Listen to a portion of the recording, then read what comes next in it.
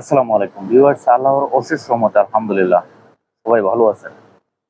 দেখেন, ক্রোয়েশিয়াতে আমরা বর্তমানে যারাই ভিসা নিয়ে যাচ্ছি, বর্তমানে আসলে যাওয়ার পরবর্তী পর্যায়ে আপনি সেখানে গেলে কতটুকু সুযোগ সুবিধা আপনি পেয়ে থাকবেন বা কি অসুবিধার মাঝে পড়তে পারেন বা কি আপনার জেনে রাখা প্রয়োজন, তারই ধারাবাহিকতায় আজকের এই ভিডিওটি কিছু এই সমস্ত বিষয় নিয়ে আজকে আপনাদের সামনে উপস্থাপন করা বা আলোচনা করার চেষ্টা করবো ইনশাল্লাহ। যারা ভিডিওটা দেখবেন প্রথম থেকে শেষ পর্যন্ত দেখার অনুরোধ রইল। সাথে সাথে বলে রাখি, যারা এই চ্যানেলটা নতুন দেখছেন অবশ্যই চ্যানেলটা সাবস্ক্রাইব করবেন, যেন নিত্য নতুন আপডেটগুলো আপনাদের সামনে প্রতিনিয়তই আপনারা দেখতে পারেন। তো যাই হোক, বর্তমানে ক্রোয়েশিয়ার ভিসার জন্য আমরা যদি আবেদন করি, সেক্ষেত্রে অবশ্যই কিন্তু ভিসার রেশিওটা ভালো। সেটা হোক বাংলাদেশ বা সেটা হোক আপনার হচ্ছে দুবাই, অথবা আপনার হচ্ছে সৌদি আরব, অথবা হচ্ছে আপনার কাতার বা ওমান। মূলত মালয়েশিয়া বা সিঙ্গাপুর থেকে আপনারা চাইলে আপনারা এত সহজে ক্রোয়েশিয়ার বিষয়টা আপনি নিতে পারবেন না, পারবেন, তবে সেক্ষেত্রে আপনাকে অবশ্যই একটা ঝামেলা পোহাতে হবে। যেমনটা আপনার হচ্ছে মালয়েশিয়া থেকে বা সিঙ্গাপুর থেকে আপনাকে চীনে যেতে হবে, চীনে গিয়ে সেখানে গিয়ে আপনার ফাইলটা সাবমিশন করতে হবে। পরবর্তী পর্যায়ে আপনার সেখান থেকে ভিসাটা আপনি নিতে পারবেন। বর্তমানে আমরা এই ক্রোয়েশিয়া ভিসার জন্য যখনই আবেদন করব, এই সমস্ত দেশ থেকে, বিশেষ করে বাংলাদেশ থেকে কিন্তু আমাদেরকে ইন্ডিয়া অথবা নেপালে যাওয়া লাগতেছে। সেখানে গিয়ে আমাদেরকে দীর্ঘদিন যাবত অপেক্ষা করার পরবর্তী পর্যায়ে আমরা বিষয়টা হাতে পাচ্ছি।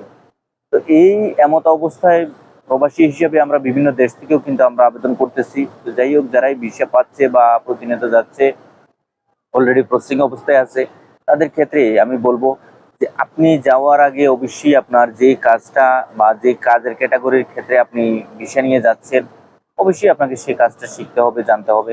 এবং সেখানে যাওয়ার পরবর্তী পর্যায়ে আপনার কোম্পানিতে, প্রায় প্রত্যেকটা কোম্পানিতেই, ম্যাক্সিমাম কোম্পানিগুলোতেই কিন্তু আপনার থাকাটা ফ্রি দিচ্ছে কোম্পানি থেকে।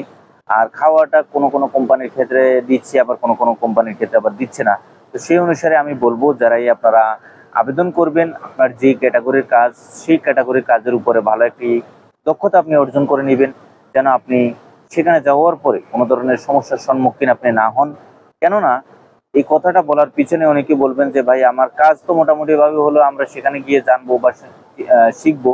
আপনি যদি বাংলাদেশ থেকে হোক বা যে কোনো দেশ থেকে হোক, আপনি একটি কাজের উপরে আপনি ক্রোয়েশিয়ার উদ্দেশ্যে যান, যাওয়ার পরবর্তী পর্যায়ে আপনি সেখানে গেলে যদি আপনি মোটামুটি ভাবে হলেও সেই কাজের উপরে আপনার একটা অভিজ্ঞতা থাকে, তাহলে কিন্তু আলহামদুলিল্লাহ আপনি কিন্তু সেখানে খুব ভালো একটা পর্যায়ে আপনি যেতে পারবেন।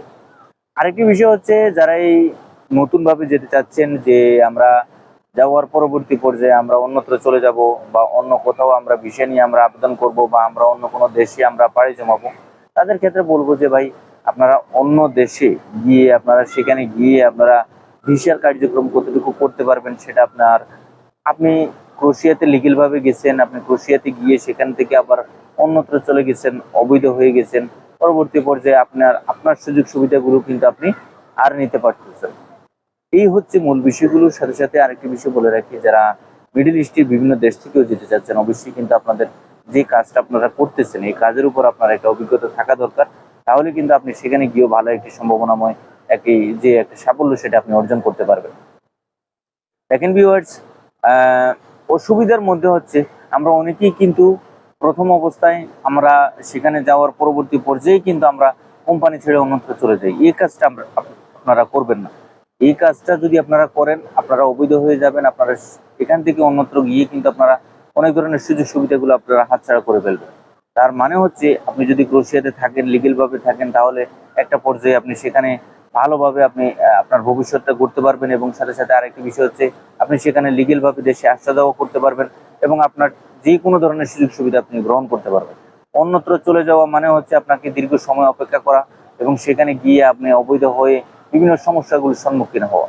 এই বিষয়গুলো অবশ্যই আমরা যারা বাংলাদেশ থেকে হোক, মিডল ইস্টের বিভিন্ন দেশ থেকে হোক, আমাদেরকে অবশ্যই জানতে হবে, বুঝতে হবে। তাহলে যদি আমরা এই সমস্ত বিষয় মাথায় রেখে আমরা সামনে অগ্রসর হই, তাহলে ক্রোয়েশিয়াতে যাওয়ার পরবর্তী পর্যায়েও ইনশাল্লাহ আপনি কোনো ধরনের ভোগান্তির শিকার হবেন না।